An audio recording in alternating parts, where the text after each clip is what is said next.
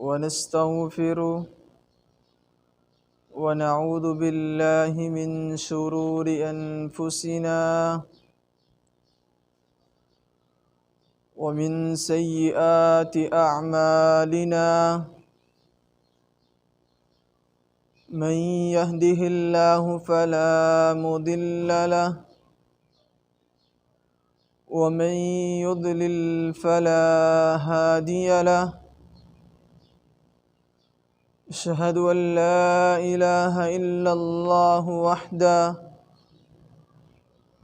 وحده لا شريك له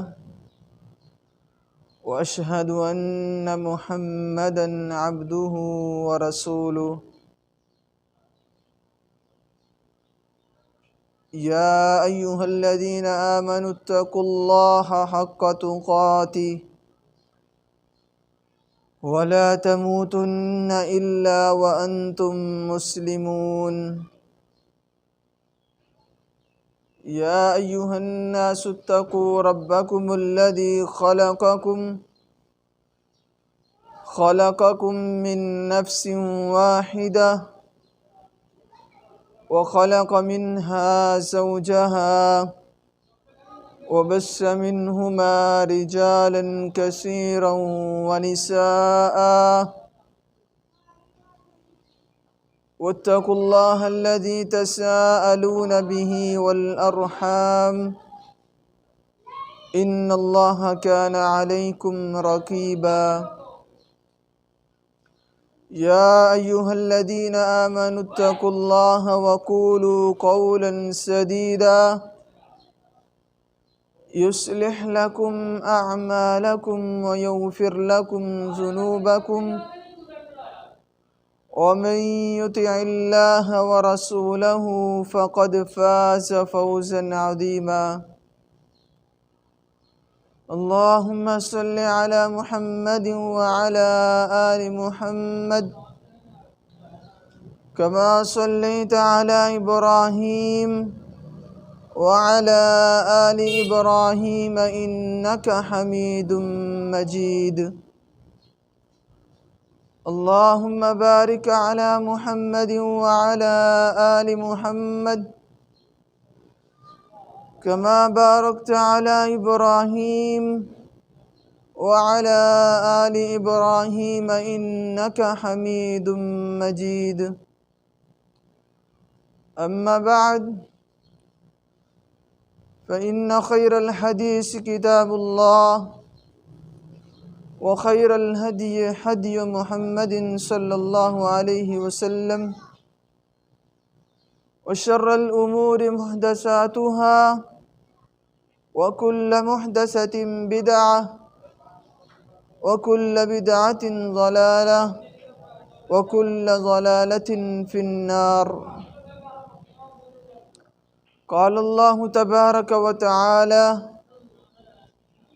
الذين آمنوا وتطمئن قلوبهم بذكر الله ألا بذكر الله تطمئن القلوب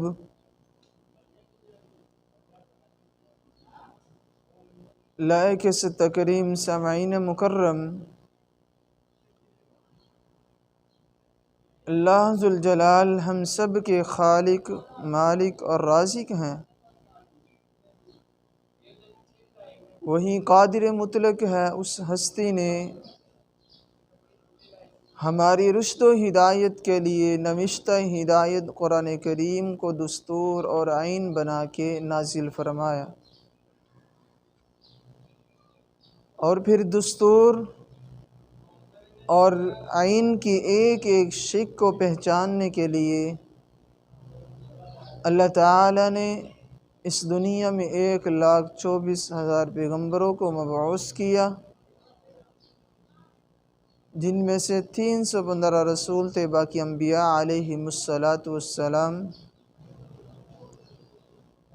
ان انبیاء علیہم السلام نے اپنے قول اور اپنے عمل سے اپنی اپنی امت کو اللہ ذوالجلال کے دین کی سمجھ دینے کی کوشش فرمائی۔ آخر میں اللہ تعالیٰ نے جناب محمد الرسول اللہ صلی اللہ علیہ وسلم کو مبعوث کیا۔ اس امت کے لیے کچھ اللہ تعالیٰ نے احکامات اس امت کو دیے، ان میں سے ایک حکم یہ تھا کہ نماز کو اس کے وقت پر ادا کرنا اور نماز کی پابندی کرنا۔ رسول اکرم صلی اللہ علیہ وسلم کو اللہ تعالیٰ نے یہ تحفہ دیا معراج کی رات، جب رسول اکرم صلی اللہ علیہ وسلم مدینہ سے آسمانوں تک گئے، اور واپسی پر اللہ تعالیٰ نے 50 نمازوں کا تحفہ رسول اکرم صلی اللہ علیہ وسلم کو عطا فرمایا۔ سیدنا موسیٰ علیہ السلام کے کہنے پر رسول اللہ صلی اللہ علیہ وسلم اللہ ذوالجلال سے درخواست کرتے ہیں کہ اے اللہ ان نمازوں کو کم کر دیا جائے۔ آخر میں اللہ تعالیٰ نے 5 نمازیں اس امت کے لیے مقرر فرمائیں۔ نماز بڑا ہی خوبصورت عمل ہے، انسانی زندگی کا سکون اور اہمیت والا، سب سے اہمیت والا عمل نماز ہے۔ سیدنا عمر رضی اللہ تعالی عنہ اسی لیے فرمایا کرتے تھے ان اہم امورکم عندی الصلاۃ، اے میری امت، اے میرے وزراء، دنیا کے کام تو انسان کے لیے ختم نہیں ہوتے، بڑھتے سے بڑھتے ہی چلا جاتے ہیں۔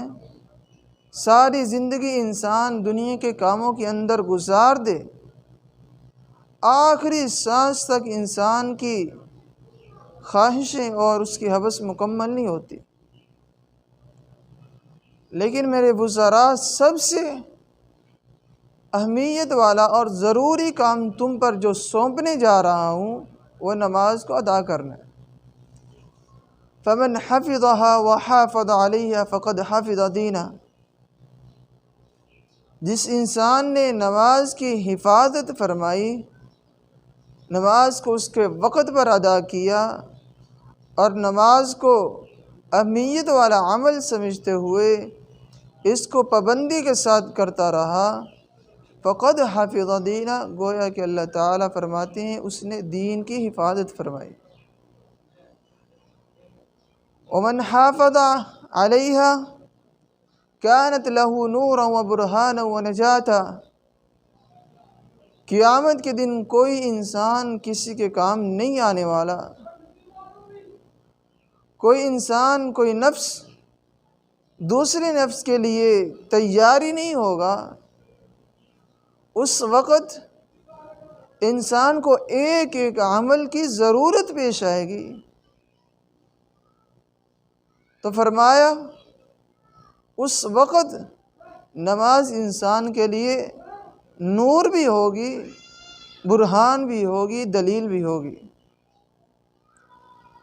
ومن لم يحافظ لا كانت له نورا وبرهانا ونجاتا، جس انسان نے نماز کی اہمیت کو جانا ہی نہیں، نماز کو اس کے وقت پر ادا کیا ہی نہیں، نماز کی پابندی نہیں کی، قیامت کا دن ہوگا نہ نماز کے لیے برہان ہوگی، نہ دلیل ہوگی، نہ نجات ہوگی۔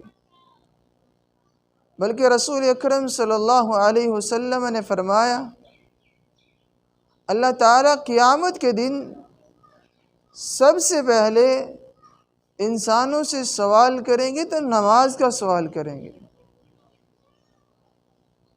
اور نماز کس قدر خوبصورت عمل ہے۔ اگر اللہ رب العزت کے پیارے محبوب جناب محمد الرسول اللہ صلی اللہ علیہ وسلم کا آخرت میں ساتھ چاہیے، اگر ان کے ساتھ جنت کا حقدار بننا چاہتے ہیں تو زیادہ سے زیادہ نمازیں پڑھیں۔ سیدنا ابی بن کعب رضی اللہ تعالی عنہ بیان کرتے ہیں، میں رسول اللہ صلی اللہ علیہ وسلم کا خادم تھا، رات کو مسواک لا کے دیتا، پانی مہیا کرتا۔ تو ایک دن رسول اکرم صلی اللہ علیہ وسلم نے مجھ سے پوچھا، ابی بن کعب رضی اللہ تعالی عنہ آپ کیا چاہتے ہیں؟ آخر میری خدمت کرتے ہیں، پانی مہیا کرتے ہیں، مسواک کا بندوبست کرتے ہیں، وہ کون سی خواہش ہے جس کی وجہ سے تم میری خدمت کرتے ہو؟ تو فرمانے لگے، اللہ کے رسول صلی اللہ علیہ وسلم، مجھے ایک چیز کی ضرورت ہے، میں مانگنا چاہتا ہوں کہ جس طرح اللہ تعالیٰ نے دنیا کے اندر ہم دونوں کا ساتھ اکٹھا بنا دیا ہے، جنت کے اندر بھی اکٹھا ساتھ نصیب فرما دے۔ تو سیدنا ابی بن کعب رضی اللہ تعالی عنہ کی یہ خواہش سن کے رسول اکرم صلی اللہ علیہ وسلم نے فرمایا، فَأَكْثِرُوا فِيهِنَّ فَأَكْثِرُوا السَّجْدَةَ، فرمایا زیادہ سے زیادہ سجدے کیا کرو۔ جو انسان زیادہ سے زیادہ سجدے کرے گا، قیامت کے دن اللہ ذوالجلال اس آدمی کو جناب محمد الرسول اللہ صلی اللہ علیہ وسلم کا ساتھ نصیب فرما دیں گے۔ تو انسان کو اپنی زندگی کا محور بنانا چاہیے، زندگی کے اندر یہ قانون اور ضابطہ لازم پکڑنا چاہیے کہ اللہ ذوالجلال کی بتائے ہوئے احکام کو کبھی چھوڑنا نہیں چاہیے۔ اور جو نماز نہیں پڑھتا، نماز کے اندر سستی کرتا ہے، نماز کی پابندی نہیں کرتا، اس کے بارے میں رسول اکرم صلی اللہ علیہ وسلم نے فرمایا، اگر یہ مر جائے ولا یغسل، اسے غسل دینے کی بھی ضرورت نہیں، ولا یکفن، اسے کفن کی بھی ضرورت نہیں، ولا یصلی علیہ، اور نہ اس پر نماز پڑھی جائے، اس کے نماز جنازہ کی ضرورت نہیں، ولا یدفن مقابر المسلمین ولا یدعى له بالمغفرہ، اسے مسلمانوں کے قبرستان میں بھی دفن نہیں کرنا چاہیے بے نماز کو، اور نہ ہی اس کی بخشش کے لیے دعا کرنی چاہیے۔ کوئی انسان یہ نہیں چاہتا اور نہ ہی اس کے دل کے اندر یہ بات ڈالی جاتی ہے، نہ ہی سوچتا ہے کہ میرے مرنے کے بعد میرے جنازہ نہ پڑھا جائے۔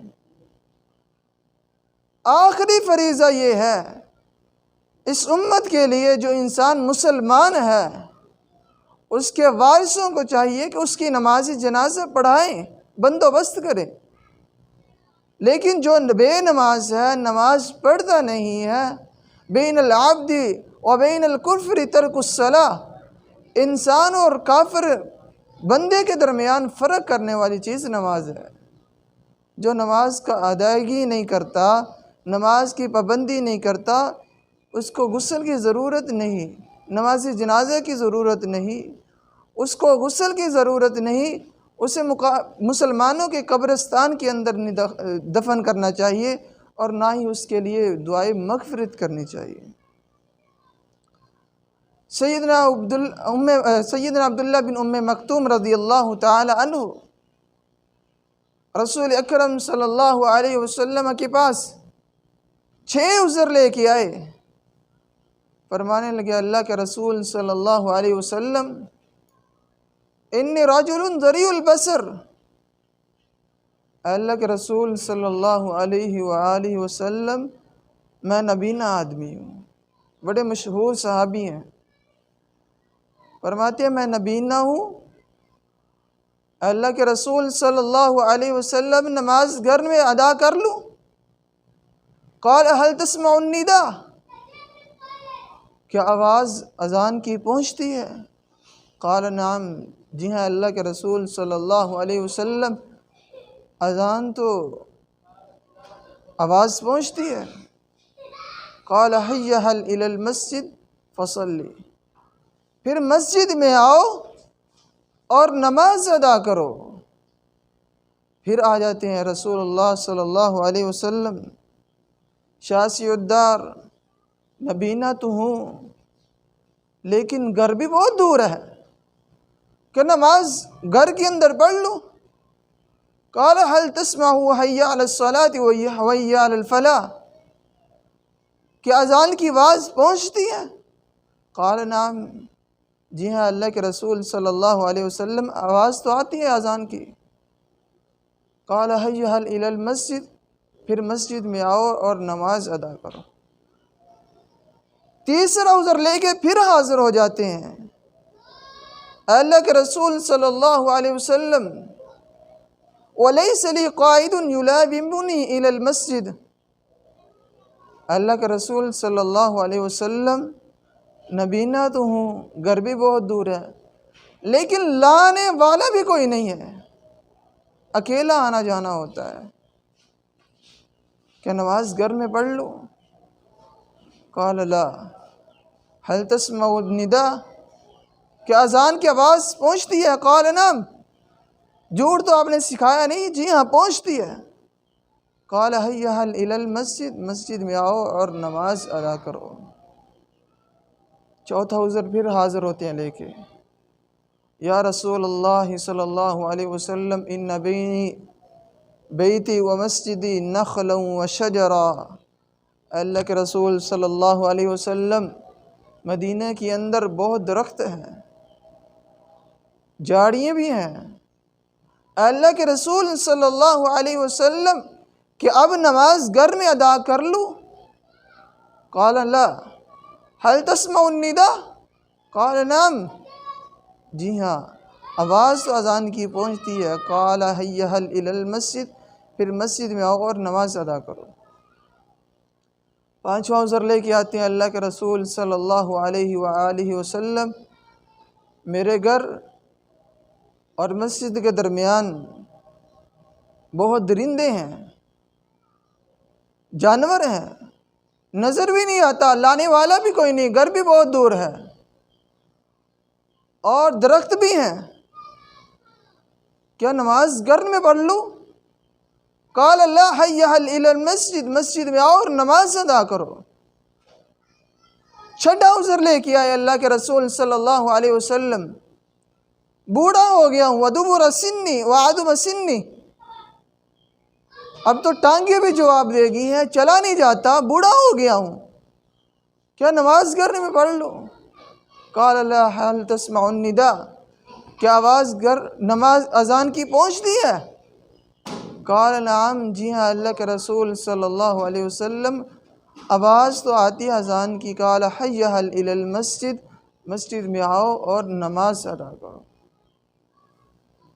یہ عبداللہ بن ام مکتوم رضی اللہ تعالی عنہ اس قدر اتنے عذر لے کے پیش ہوئے، لیکن اجازت نہیں دی کہ نماز گھر میں پڑھ لو۔ آج چھوٹی چھوٹی تکلیف پر، چھوٹی چھوٹی مصیبت پر نماز گھر میں پڑھی جاتی ہے، اور اس کا بندوبست نہیں کیا جاتا، کچھ خیال نہیں کیا جاتا۔ اور میرے بھائی، جب تک رسول اکرم صلی اللہ علیہ وسلم کی سنت نہیں ہوگی، کوئی نماز قابل قبول نہیں۔ انسان جتنی بھی نمازیں پڑھ لے، جس قدر بھی عبادت کر لے، اگر اس کے اندر سنت رسول نہیں ہوگی تو انسان کامیاب نہیں۔ اگر سنت کے مطابق عمل ہوگا تو پھر انسان کی نماز بھی قبول ہے اور عمل بھی قبول ہے۔ اور نماز اللہ کے رسول صلی اللہ علیہ وسلم کے بتائے ہوئے طریقے کے مطابق ہونی چاہیے۔ یہ نہیں کہ رسول اللہ صلی اللہ علیہ وسلم کی نماز وہ تھی کہ آپ کے پاؤں مبارک میں ورم پڑ جاتے، اس امت کی نماز وہ ہے کہ 2 منٹ کے اندر 4 رکعت پڑھ لیتے ہیں۔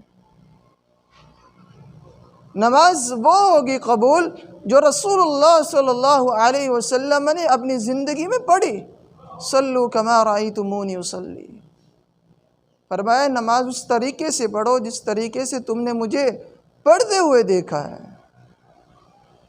کان رسول اللہ صلی اللہ علیہ وسلم کبر ورفع یدیہ حذو منکبیہ، رسول اکرم صلی اللہ علیہ وسلم جب نماز کے لیے قبلہ رخ منہ کر لیتے اور نماز کا ارادہ کر لیتے، نیت کر لیتے، اللہ اکبر کہتے، ورفع یدیہ حذو منکبیہ، اپنے دونوں ہاتھوں کو کندھوں کے برابر لے آتے، رفع الیدین کرتے۔ وَإِذَا كَبَّرَ إِلَى الرُّكُوعِ، جب رسول اکرم صلی اللہ علیہ وسلم رکوع جانا چاہتے، رافع یدیہ حذو منکبیہ، اپنے دونوں ہاتھوں مبارکوں کو کندھوں کے برابر لے آتے، پھر رکوع چلے جاتے۔ وَإِذَا رَفَعَ رَأْسَهُ مِنَ الرُّكُوعِ، جب رسول اکرم صلی اللہ علیہ وسلم رکوع سے اپنے سر مبارک کو اٹھانا چاہتے، رافع یدیہ حذو منکبیہ، اپنے دونوں ہاتھوں کو کندھوں کے برابر لے آتے۔ وَإِذَا قَامَ مِنَ الرَّكْعَتَيْنِ، جب رسول اکرم صلی اللہ علیہ وسلم 2 رکعت نماز پڑھنے کے بعد ابھی سلام نہیں پھیرا، یعنی 4 رکعت یا 3 رکعت پڑھنی ہے، 2 رکعت نماز تشہد کے بعد جب تیسری رکعت کی طرف کھڑے ہوتے، رفع یدیہ حذو منکبیہ، رسول اکرم صلی اللہ علیہ وسلم اپنے دونوں ہاتھوں کو کندھوں کے برابر لے آتے۔ یہ سنت ہے، اور جب سنت نہیں ہوگی کوئی نماز قابل قبول نہیں ہوگی۔ فرضی نماز کے علاوہ انسان کو سنن کی بھی پابندی کرنی چاہیے، اور جب انسان سنن کی پابندی کریں گے اور سنتوں کو ادا کریں گے، نوافل کی پابندی کریں گے، تو رسول اکرم صلی اللہ علیہ وآلہ وسلم کا ساتھ نصیب ہو جائے گا۔ جس طرح ربیع بن کعب رضی اللہ تعالی عنہ نے سوال کیا، جواب میں یہی فرمایا کہ زیادہ سے زیادہ سجدے کرو، اور انسان زیادہ سے زیادہ سجدے کرنا اس وقت کرے گا جب وہ زیادہ نماز پڑھے گا، نوافل کی پابندی کرے گا۔ رسول اکرم صلی اللہ علیہ وسلم نے فرمایا، سیدنا ام حبیبہ رضی اللہ تعالی عنہ بیان کرتی ہیں، رسول اللہ صلی اللہ علیہ وسلم نے فرمایا، من صلی 12 رکعۃ فی یوم ولیلہ بنی لہ بیتا فی الجنہ، جو انسان دن اور رات کے اندر 12 رکعت نماز ادا کرتا ہے، نوافل ادا کرتا ہے، اللہ تعالیٰ اس آدمی کا گھر جنت میں بنا دیتے ہیں۔ وہ کون سی 12 رکعت؟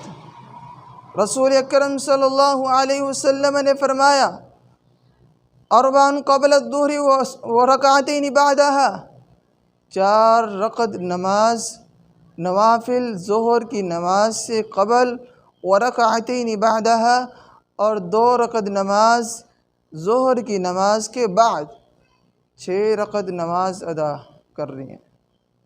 نوافل ادا کرو، ورکعتین بعد المغرب، 2 مغرب کے بعد، ورکعتین بعد العشاء، اور 2 رکعت نماز عشاء کی نماز کے بعد، ورکعتین قبل الفجر، اور 2 رکعت نماز فجر کی نماز سے قبل۔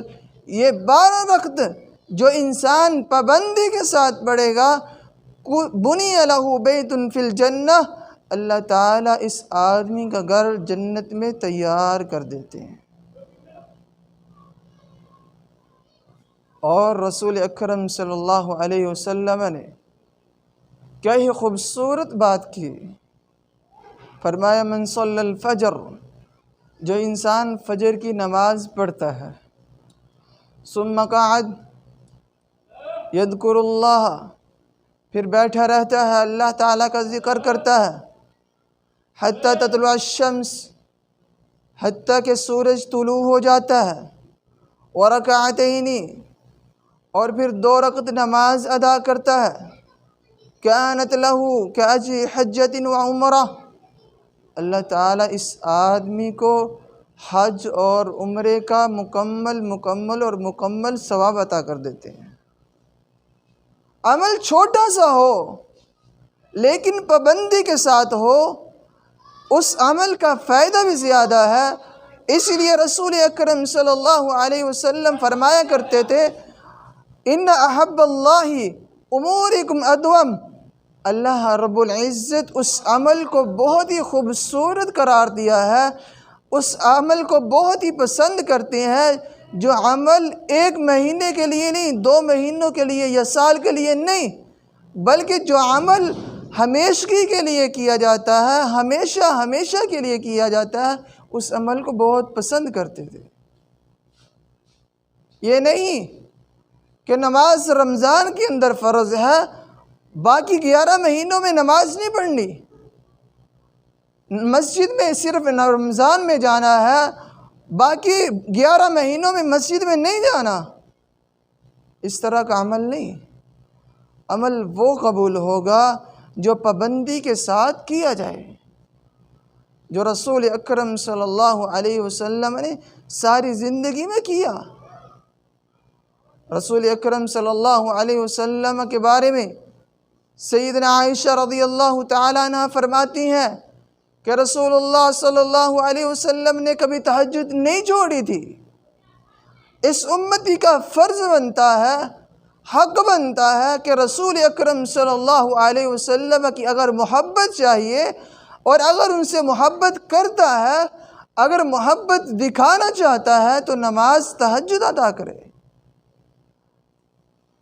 اور نماز رسول اکرم صلی اللہ علیہ وسلم نے فرمایا انسان کے لیے قیامت کے دن جہنم سے آزادی اور جنت کے اندر جانے کا ذریعہ اور سبب بن جاتی ہے۔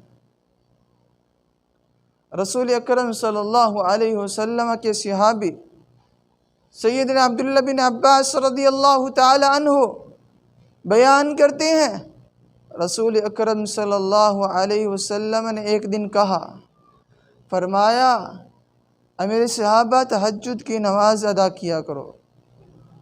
عبداللہ بن عباس رضی اللہ تعالی عنہ فرماتے ہیں، جب سے میں نے یہ حدیث سنی ہے، رسول اکرم صلی اللہ علیہ وسلم کی اس بات کو ذہن نشین کیا ہے اور میں نے ساری زندگی کبھی تہجد کی نماز نہیں چھوڑی۔ کس لیے؟ محبت کرتے ہیں، ان سے عقیدت کرتے ہیں، ان کا کلمہ پڑھا ہے۔ ایمان تب مکمل ہوگا جب رسول اکرم صلی اللہ علیہ وسلم کی محبت پوری ہوگی، ان کا بتایا ہوا عمل پورا ہوگا۔ تب انسان کامیاب بنے گا جب انسان اپنی زندگی کے اندر سارے کام رسول اکرم صلی اللہ علیہ وسلم کے طریقے کے مطابق کرے گا۔ یہ نہیں نماز رمضان میں پڑھی، روزے رمضان میں رکھے، شوال آیا تو پتہ نہیں، ذوالقعدہ ذوالحجہ کا پتہ نہیں۔ اور میرے بھائی، جو رمضان المبارک کا رب ہے وہی تمام مہینوں کا رب ہے۔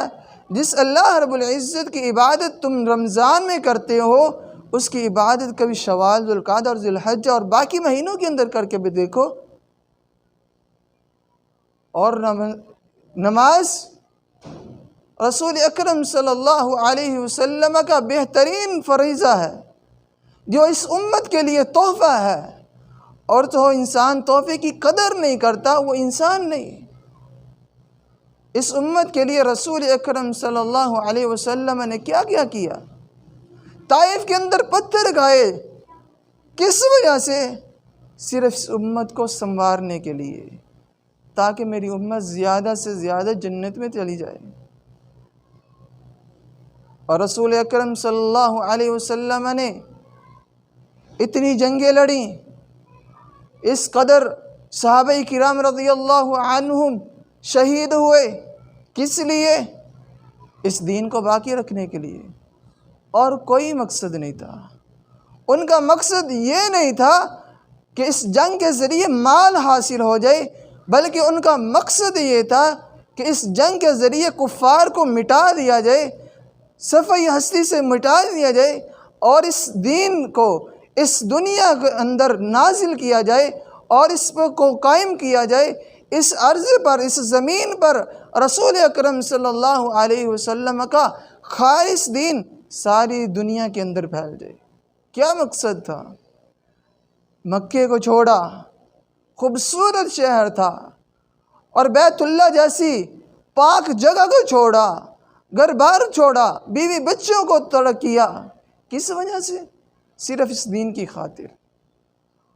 اور رسول اکرم صلی اللہ علیہ وسلم نے اتنی تکلیفات سہی کس لیے؟ صرف اپنی امت کو جنت میں لے جانے کے لیے۔ اللہ ذوالجلال سے اس قدر درخواستیں کرتے رہے، اس قدر اللہ تعالی سے دعائیں مانگتے رہے، کس لیے؟ صرف اپنی امت کے لیے۔ اور اس امت کو یہ بھی خیال نہیں ہے کہ رسول اکرم صلی اللہ علیہ وسلم کے ایک تحفے کی قدر کرتے ہوئے اس پر عمل کر لیں۔ اگر فجر کی نماز پڑھی ہے تو زور کا پتہ ہی نہیں ہے۔ رسول اکرم صلی اللہ علیہ وسلم نے فرمایا، جو انسان نماز کی تلاش میں رہتا ہے اور نماز کا انتظار کرتا رہتا ہے، اللہ تعالیٰ دونوں نمازوں کے اندر کیے ہوئے سارے گناہوں کو معاف فرما دیتے ہیں۔ اسی طرح فرمایا، جو انسان ایک جمعہ پڑھتا ہے اور اگلے جمعہ کا انتظار کرتا رہتا ہے، اس کو ادا کرتا ہے، اس کی ادائیگی کرتا ہے، دونوں جمعوں کے درمیان اللہ تعالیٰ اس انسان کے تمام گناہوں کو معاف فرما دیتے ہیں۔ اس سے بڑی کیا خوشخبری ہو سکتی ہے؟ بلکہ رسول اکرم صلی اللہ علیہ وسلم نے بڑی بڑی خوبصورت آفریں اس امت کے لیے رکھی۔ فرمایا، جو انسان روزہ رکھتا ہے، رمضان کا ہو یا غیر رمضان کا ہو، ایک روزے کا اجر و ثواب آج تک اللہ تعالیٰ نے بتایا نہیں ہے۔ اس انسان کو کس قدر اللہ تعالیٰ زیادہ ثواب عطا فرمائیں گے، کس قدر اس سے زیادہ اجر دیں گے، یہ اللہ تعالیٰ نے بتایا نہیں ہے۔ یہ نہیں کہا کہ 1 کروڑ اس کو نیکی عطا کی جائے گی، نہیں، بلکہ اللہ تعالیٰ نے فرمایا، جو انسان میری رضامندی کے لیے ایک روزہ رکھ لیتا ہے، اللہ تعالیٰ فرماتے ہیں کہ میں اس انسان کو گناہوں سے پاک کر دیتا ہوں، اس کی تمام خطائیں معاف فرما دیتا ہوں۔ اس کے علاوہ جو انسان کو اللہ تعالیٰ نے اجر دینا ہے قیامت کے دن، وہ تو پتہ ہی نہیں ہے۔ اور جس طرح اللہ تعالیٰ بڑی ذات ہے، بڑے مقام والے ہیں، لا شریک ہیں، اللہ تعالیٰ اسی طرح اپنی ذات کا لحاظ کرتے ہوئے انسان کو زیادہ ثواب عطا کریں گے۔ اس لیے اس امت کو بھی چاہیے، ہم کو بھی چاہیے، آپ کو بھی چاہیے، زیادہ سے زیادہ سجدے کریں۔ رسول اکرم صلی اللہ علیہ وسلم نے فرمایا، اللہ تعالیٰ کے سب سے زیادہ قریب اس وقت انسان ہوتا ہے جب سجدے کی حالت میں ہوتا ہے۔ چاہتے ہیں کہ زندگی کی تمام خواہشیں پوری ہو جائیں، چاہت یہ ہے اولاد جیسی نعمت مل جائے، چاہت یہ ہے مال و دولت کی فراوانی آ جائے، اور چاہت یہ ہوتی ہے کہ زندگی کے اندر کوئی مصیبت نہ آئے، کوئی بیماری نہ آئے، کوئی مشکل نہ آئے، لیکن سجدہ کرنا نہیں آتا، سجدے کی اہمیت کا نہیں پتہ۔ چاہتے ہیں کہ اللہ تعالیٰ ہم سب کی ساری درخواستیں پوری کر دے، لیکن کبھی اللہ رب العزت کے سامنے روئے تک ہی نہیں ہے، تہجد کا پتہ ہی نہیں ہے، کتنی رکعت پڑھنی ہے اور کس طرح پڑھنی ہے اور کیا کیا فضیلت ہے۔ خواہشیں بہت لمبی ہیں، لیکن عمل 1% بھی نہیں ہے۔ اس لیے تمام خواہشیں پورا کرنا چاہتے ہو، دلی سکون چاہیے، الذین آمنوا وتطمئن قلوبهم بذکر اللہ الا بذکر اللہ تطمئن القلوب۔ انسانی زندگی کے اندر سکون لانا بہت مشکل ہے۔ انسان زندگی کے اندر بڑے بڑے امتحانات پاس کرتا ہے، ان میں سے ایک امتحان یہ ہے مشکل کے اندر صبر کر لینا اور اللہ ذوالجلال کی ہر وقت بات پر عمل کر لینا، یہ انسان کی زندگی کے اندر سکون لاتا ہے۔ الا بذکر اللہ تطمئن القلوب، خبردار اللہ کے ذکر کے ساتھ ہی دلوں کا سکون ہے۔ اگر مشکل ہو، مصیبت آ جائے، رسول اللہ صلی اللہ علیہ وسلم کے پاس کوئی خوشخبری آ جائے تو رسول اللہ صلی اللہ علیہ وسلم فوراً سجدہ کر لیتے۔ مصیبت آتی، پریشانی آتی یا کوئی اور تکلیف آتی، اس حالت کے اندر بھی اللہ ذوالجلال کا ساتھ نہیں چھوڑا، بلکہ اللہ ذوالجلال کے ساتھ ہر وقت اور ہر زندگی کے لمحے کے اندر اللہ رب العزت کی رضامندی کو تلاش کیا۔ یہ نہیں صبر توڑ دیا، مصیبت آئی، کہا اللہ یہ میرے لائق تو نہیں تھی، مجھے نہیں آنی چاہیے۔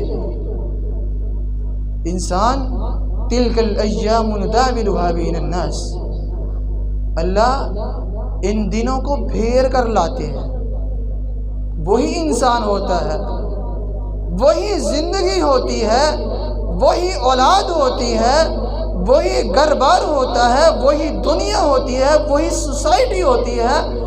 انسان بہت خوش ہوتا ہے، اولاد ملتی ہے، بڑا خوش ہوتا ہے، اور چاہت ہوتی ہے اللہ تعالیٰ نے مجھے بیٹے جیسی نعمت سے نوازا، اور وہی اولاد ہوتی ہے جب بڑی ہو جاتی ہے، نافرمان نکل آتی ہے تو انسان کے لیے وبال جان بن جاتی ہے، ساری زندگی سکون حاصل ہوتا ہی نہیں ہے۔ کیوں؟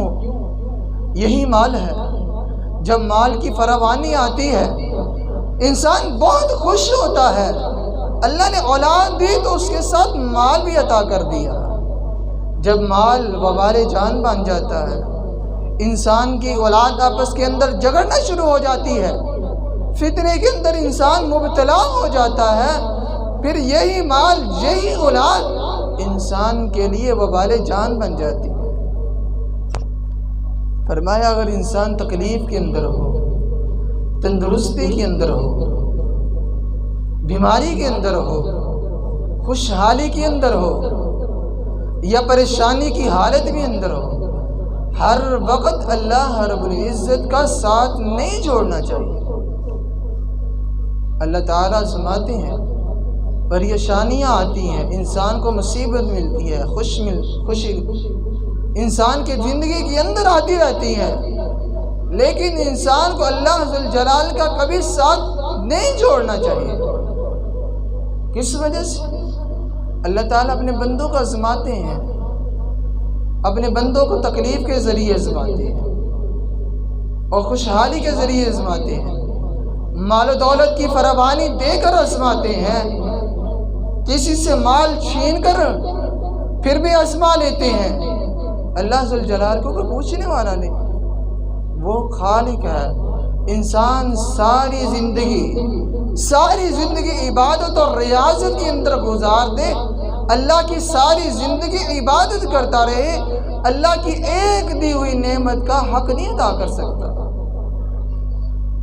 اس لیے اگر کامیابی چاہیے فمن زحزح عن النار وادخل الجنة فقد فاز، انسان زندگی کے اندر ایسے عمل کرے جس سے اللہ تعالیٰ راضی ہو جائے اور ان کاموں کو چھوڑ دے، پس پشت ڈال دے جس سے اللہ تعالیٰ ناراض ہوتے ہیں، پھر انسان کامیاب ہے۔ اور جو انسان جنت کا حقدار بن گیا اور جہنم سے بچا لیا گیا، یہی اصل انسان ہے۔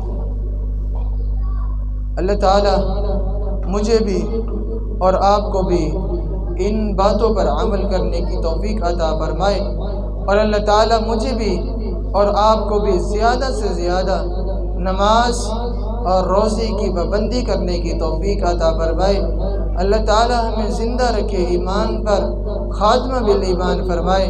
اللہ تعالیٰ مجھے بھی اور آپ کو بھی قرآن و سنت کے مطابق زندگی بسر کرنے کی توفیق عطا فرمائے، اور اللہ تعالیٰ جب تک زندہ رکھے حالت ایمان پر رکھے، موت آئے کلمے جیسی پاک موت نصیب عطا فرمائے۔ اقول قولی ھذا استغفر اللہ لی ولکم ولسائر المسلمین۔ سبحان ربک رب العزت عما یصفون وسلام علی المرسلین والحمد للہ رب العالمین۔